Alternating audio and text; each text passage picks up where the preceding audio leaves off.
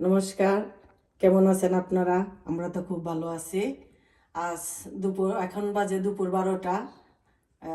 দুপুর থেকে শুরু করলাম আমার ব্লগটা, তাহলে দেখতে থাকুন। আজকে আমি রান্না করব চাপিলা মাছ দিয়ে সরষে দিয়ে।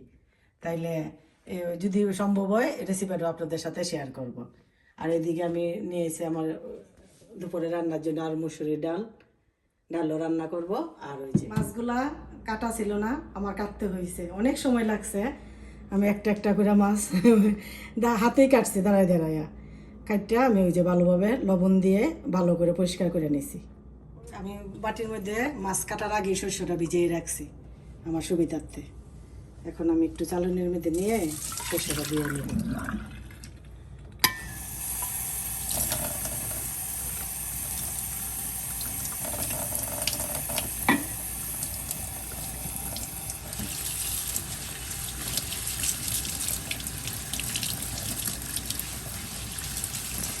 মনে হয় দোয়া থাকে, পরিষ্কারই লাগে, তাও একটু নিজের মতো করে দিয়ে নিলাম। আর সাথে দিয়ে দিব কাঁচামরিচ, সরিষা কাঁচামরিচ একসাথে দিয়ে দেবো ব্লেন্ডারে।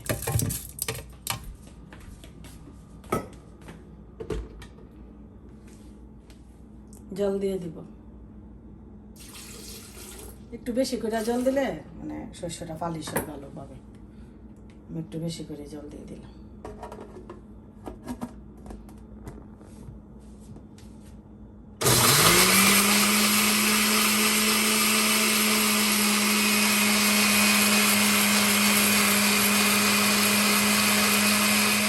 হাফ শস্যটা ব্লেন্ডার করছি, আর বাকিটা আমি পরে করবো, কারণ কেন হাফ করে রাখলে এইভাবে মানে শস্যটা আরো ভিজা ফুল্লা থাকে, তখন বাকিটা আমি করবো। হলুদ দিয়ে দিব, হলুদ, অল্প মরিচের গুঁড়া আর লবণ।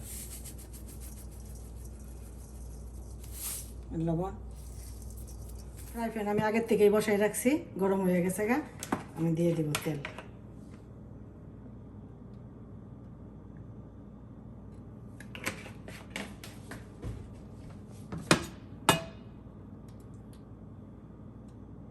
হলুদ আর লবণ দিয়ে ভালোভাবে মাখিয়ে আমি একটু ভাজি করে নেব। বাংলাদেশে কিন্তু এইগুলা মানে মাখাই রাঁধতে পারবে শস্যটা। সবচেয়ে ইজি তরকারি মনে রান্না হইল গা শস্য, ইলিশ বা চাপিলা মাছ দেওয়া শস্য দিয়ে আরও অনেক কিছু রান্না করা যায়, মানে এই জিনিসগুলো ইজি রান্না করতে। কিন্তু আমাদের তো একটু ভাজি করতে হয়, যেহেতু ফ্রিজের মাছ। এখন আমি দিয়ে দিব, কড়াইয়ে দিয়ে দিব।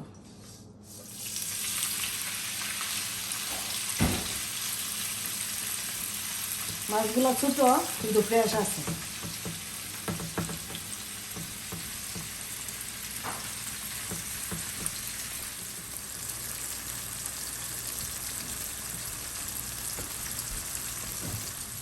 মাছগুলো তো উল্টানো যাবে না, খুব নরম, মানে এই ধরনের মাছগুলো তো নরম থাকে, তার জন্য আমি একটু এইভাবে ঘুরাই নিই, যেন সব মাছগুলোর মধ্যে তেল লাগে যায়। এখন আমি আঁচটা কমাই দেব। এদিকে আমি গ্রেভিটা এইদিকে বানাই নিব, শস্যর গ্রেভিটা দিয়ে দিব। তেল দিয়ে দিলাম, মরিচের গুঁড়া, হলুদ, এটা আমি একটু জল দিয়ে গুলাই দিয়ে দিব। একটু মেথি, কালি জিরা ধোয়া যায়, আমি মেথি ইউজ করলাম। মেথিটা আমার লাল হয়ে গেছে, এখন আমি মশলাটা দিয়ে দিব।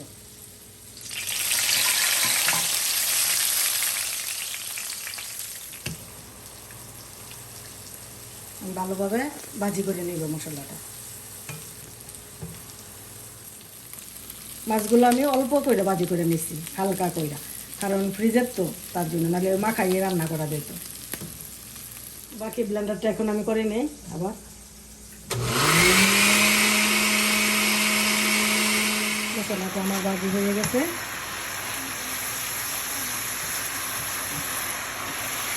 তারপর আমি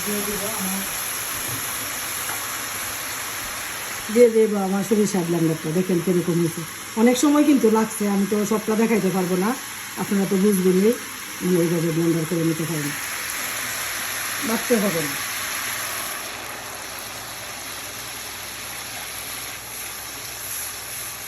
চুলার আঁচটা আমি একটু কমিয়ে দিব।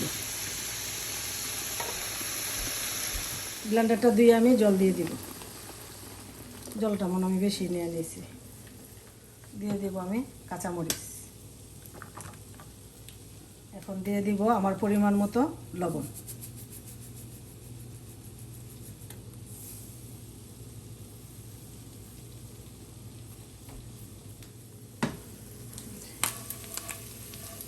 দিয়ে দিব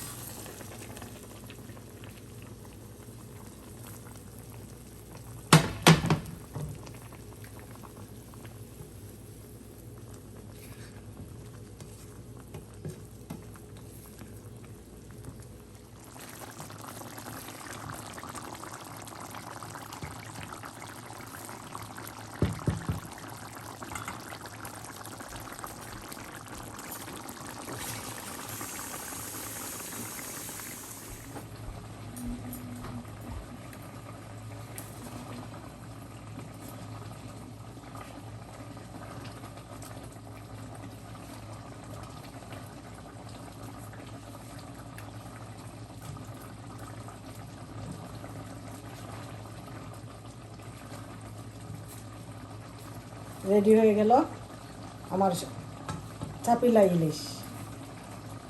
এখন আমি অফ করে দিব আমার চুলার আগুনটা। চুলা আমি অফ করে দিই।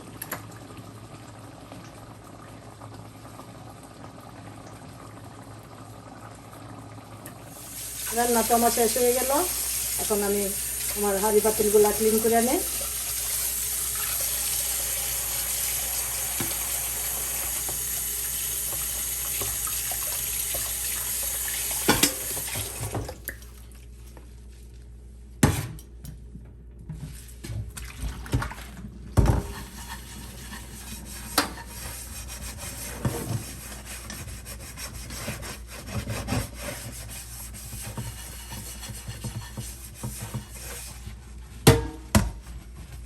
রান্নার পাশে পাশে ক্লিন করে নিলে আর মানে জমে না, কাজটা একটু তাড়াতাড়ি হয়ে যায়।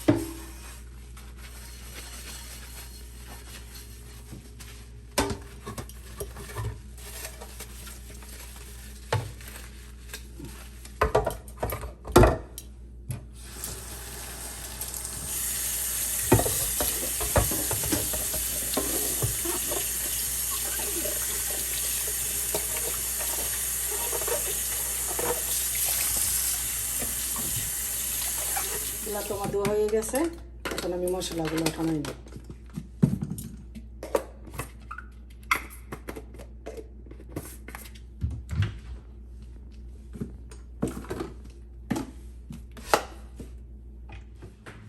মোটামুটি কাজ কমপ্লিট করে লেছি। খালি আমার চুলা আর ফ্রাই প্যানটা রয়েছে।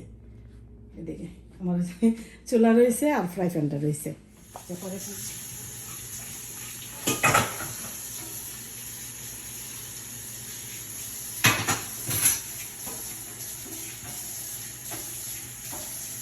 আমি আজকে আপনাদের কাছ থেকে বিদায় নিয়ে নেই। আজকে আর খাওয়া দাওয়া দেখাইলাম না, আমি অনেক টায়ার্ড হয়ে গেছি।